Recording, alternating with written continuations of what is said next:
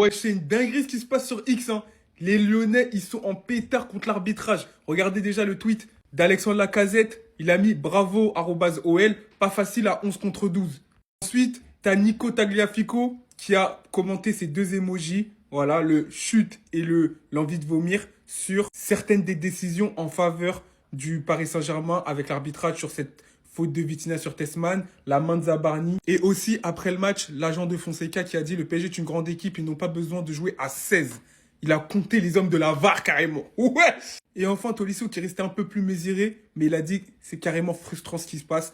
Oh, ça veut tout dire, les gars. Pour moi, il est clair qu'il y a énormément de situations litigieuses dans ce match qui ont profité au Paris Saint-Germain, notamment cette faute de Vitinha. Beaucoup de gens disent qu'il n'y a pas faute. Bon, surtout les Parisiens, c'est une réalité. Les Lyonnais disent qu'il y a faute. Pour moi, ça se siffle. Pour moi, c'est clair que ça se siffle. On parle aussi de la main de Zabarni. Clairement, il touche le ballon de la main. Il fait un geste qui n'est pas du tout naturel. Attendez, je vais vous montrer. Voilà, j'ai retrouvé la main. Et franchement, pour moi, son geste, il n'est pas naturel. Il est complètement hors de propos. On ne sait même pas pourquoi il fait cette...